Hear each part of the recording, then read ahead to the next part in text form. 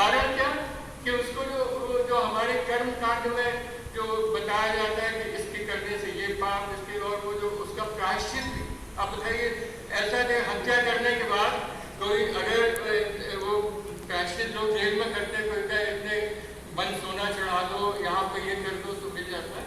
तो इस तरह से उन्होंने समाज के में जो धर्म में जो इस तरह के ढोंग थे उसके ऊपर इस व्यंग्य किया प्रायश्चित में। आपने प्रेमचंद की कहानी, मैं कहानियों पे केवल आपको थोड़ा सा वो कर रहा हूँ।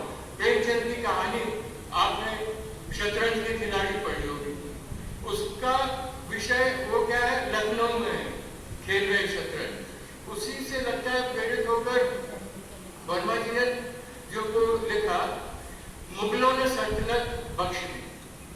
ये हमने पाठ्यक्रम में भी लगाई थी, अपना विश्वविद्यालय में जब पाठ्यक्रम बना रहे थे तो उसमें भी यही था।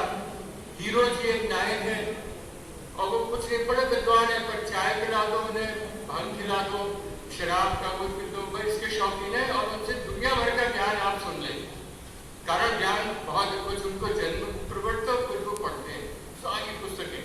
तो उस में वो उन्होंने पूछा कि ये मुगलों ने सल्तनत कैसे बख्श दी, किसी ने प्रश्न किया। अरे बोले, अंग्रेज आए तो उस समय शाहजहां की लड़की जो थी उसके हाथ में एक बार उसका हाथ जल गया। हाथ जलने पर बड़ी परेशान, जलन हो रही थी। बड़े बड़े वैद्य हकीम आए, उन्हें लेप लगाए, जलन जहां और बढ़े तो वो फिर हाथ धो ले, अर्थात वो जलन ठीक ही नहीं हो रही थी।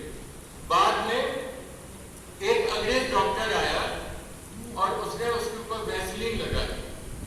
वैसलीन लगाने से कोई मिर्च मसाला कोई तेज चीज उस पर टच नहीं हुई और धीरे धीरे शहजादी को बड़ा आराम मिला, बड़ा वो ठीक हो गया।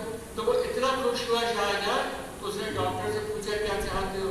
पहले तो उसने कुछ कहा कि हमारे व्यवसाय के डॉक्टर आए, तो उसने कहा हुजूर आप बस मैं ये चाहता हूँ कि मैं वहां से कुछ सामान लाऊंगा तो एक रबर का छोटा सा तंबू बस दे दीजिए, मैं लगाऊंगा। रबर का तंबू जो छाता होता है, उसके नीचे जितना सामान हमारा आ जाए इंग्लैंड से वो जगह आप हमें दे देना। और शाहजहां को लगा क्या करेगा, एक कमरे बराबर होगा, हॉल बराबर होगा, क्या मिलेगी।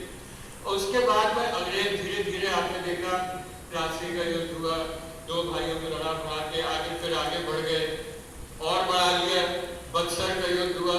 यानी वो रबर का जो तंबू फ्लेक्सिबल था, रबर को आप कितना खींच लो, खींचते खींचते खींचते खींचते वहां से अंग्रेज कूपों में सामान की जगह अंग्रेज सिपाही आते गए, फिर कूपों में सामान की जगह अंग्रेज और सिपाहियों की जगह बड़ी बड़ी तलवारें, बंदूकें और ये सब आती गई और अंग्रेज धीरे धीरे देश में बढ़ते गए। मुगल बादशाह के हरकारे आके बोलते रहे, हुजूर तो वो अंग्रेजों का तंबू तो बक्सर तक आ गया प्लासी से।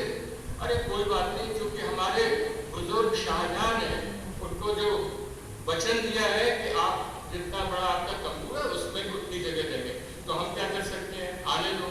फिर उसने कहा हुजूर को तंबू तो अब आगरे तक आ गया, आगरे तक आ गया, परंतु वो फिर वो जो बादशाह उसमें है वो अपने दीवानी खास में लोगों से और वही उनके चाटुकार बिल्कुल हुजूर सही करें, हम अपने बुजुर्गों की आड़ पर हैं, हम उन लोगों की संतान है जिसने एक बार अगर वचन दे दिया नहीं टूटता। तंबू को कहते हैं हुजूर अब तो आपके दिल्ली तक आ गया। और दिल्ली तक मैंने अंग्रेजों का बताया है कि कैसे अंग्रेज जरा से बढ़ते बढ़ते पूरे भारत में राज्य कर लिया।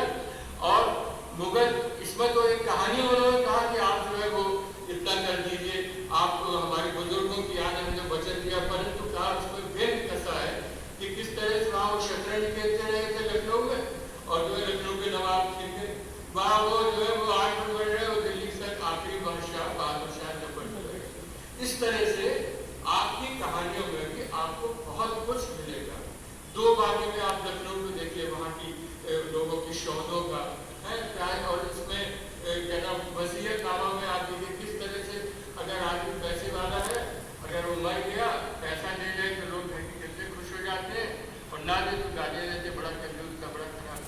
तो इस तरह से कहानियों में भी आपको वर्मा जी की कहानियों में भी समाज के विविध परिदृश्य मिलेंगे, इतिहास के